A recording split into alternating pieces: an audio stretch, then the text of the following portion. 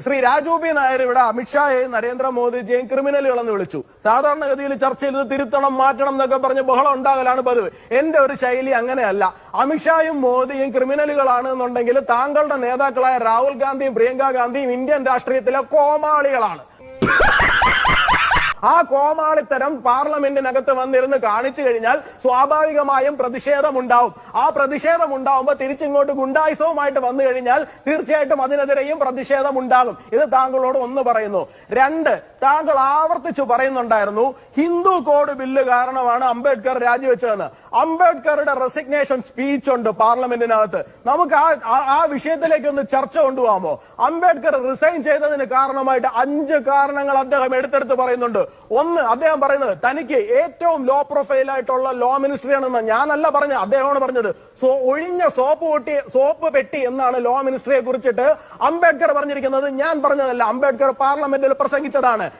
ഒരുപാട് കമ്മിറ്റികളുണ്ട്. ഈ കമ്മിറ്റികളിൽ ഒന്നിലും തന്നെ എന്നെ ഉൾപ്പെടുത്തുന്നില്ല. നെഹ്റുവിനോട് പലതവണ ഞാൻ പറഞ്ഞു എന്നെ ഏതിലെങ്കിലും ഉൾപ്പെടുത്തണമെന്ന്. ഉൾപ്പെടുത്താൻ തയ്യാറാവുന്നില്ല. പണ്ഡിതനാണെന്ന് തോന്നുന്നു. അർത്ഥം പറഞ്ഞൊന്നും കേട്ടില്ലേ? ഒടുവിൽ അദ്ദേഹം വിദേശത്തേക്ക് പോയ സമയത്ത് മാത്രമാണ് എന്നെ ഒരു കമ്മിറ്റിയിൽ ഉൾപ്പെടുത്തുവാൻ വേണ്ടിയിട്ട് അന്നത്തെ മന്ത്രിസഭ തയ്യാറായത്. നെഹ്റു തിരിച്ചു വന്നപ്പോൾ ആദ്യം ചെയ്ത് തന്നെ ആ കമ്മിറ്റിയിൽ നിന്ന് ഒഴിവാക്കുകയാണ്. ഒന്നാമത്തെ കാരണം. രണ്ടാമത്തെ കാരണം അദ്ദേഹം പറഞ്ഞിരിക്കുന്നത് മുസ്ലിം പ്രീണനമാണ്. അദ്ദേഹം പറയുന്നതാണ് ഈ നെഹ്റു ഗവൺമെന്റ് എന്തിന് ആർക്ക് വേണ്ടിയാണ് ഭരിക്കുന്നത്? മുസ്ലിങ്ങൾക്ക് വേണ്ടി മാത്രമാണോ ഭരിക്കുന്നത്? ഞാൻ ചോദിച്ചതല്ല, അംബേദ്കർ ചോദിച്ചതാണ്. ഷെഡ്യൂൾഡ് കാസ്റ്റുകളെ OBC-കളെയും പരിപൂർണമായിട്ടും അവഗണിക്കുന്നു.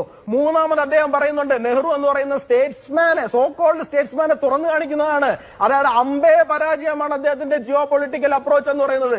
ഇന്ത്യക്ക് ഒരു ഒറ്റ സുഹൃത്ത് പോലും ബാക്കിയില്ല. ആ രീതിയിലേക്ക് നെഹ്റുവിന്റെ ഡിപ്ലോമസി പരിപൂർണമായി പരാജയപ്പെട്ടിരിക്കുന്നു. നാലാമത്തത്, അദ്ദേഹത്തിന് വിവിധ കമ്മിറ്റികളുമായിട്ടുള്ള എതിരഭിപ്രായം. അഞ്ചാമത് മാത്രമാണ് അദ്ദേഹം ഹിന്ദു കോഡ് ബില്ലിലേക്ക് വരുന്നത്. ശരിയാണ്, ഹിന്ദു കോഡ് ബില്ലിൽ നമുക്ക് എതിരഭിപ്രായങ്ങൾ പലതും ഉണ്ടായിരുന്നു. ഇന്നാണ് ഹിന്ദു കോഡ് ബില്ല് കൊണ്ടുവരുന്നതെങ്കിൽ എതിരഭിപ്രായമുണ്ട്. എന്തുകൊണ്ടാണെന്ന് അറിയാമോ? ഇന്ത്യയിൽ നടപ്പിലാക്കേണ്ട യൂണിഫോം സിവിൽ കോഡാണ്, ഹിന്ദു കോഡ് ബില്ലല്ല.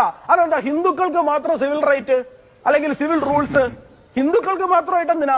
ഇന്ത്യയിൽ പരിപൂർണമായിട്ട് വേണ്ട യൂണിഫോം സിവിൽ കോഡ്. ഇവിടെ ഹിന്ദു കോഡ് ബില്ല് കൊണ്ടുവരുമ്പോൾ ഹിന്ദു സ്ത്രീകൾക്ക് പരിഗണന കൊടുക്കണം. ഒപ്പം ക്രിസ്ത്യൻ സ്ത്രീകൾക്കും പരിഗണന കൊടുക്കണോന്നേ, മുസ്ലിം സ്ത്രീകൾക്കും പരിഗണന കൊടുക്കണോന്നേ. നിങ്ങൾക്ക് എന്താ അതൊന്നും കൊടുക്കണ്ടേ? നിങ്ങൾക്ക് ഒരു വശത്തേക്ക് മാത്രമേ വണ്ടി ഓടിക്കാൻ പറ്റുള്ളൂ.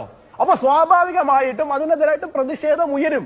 അത് സ്വാഭാവികമാണ്. അത് ഇന്നാണെങ്കിലും ചിലപ്പോൾ ഉയർന്നു വരും. ഇത്തരത്തിലാണ് ആ നിയമം കൊണ്ടുവരുന്നതെന്നുണ്ടെങ്കിൽ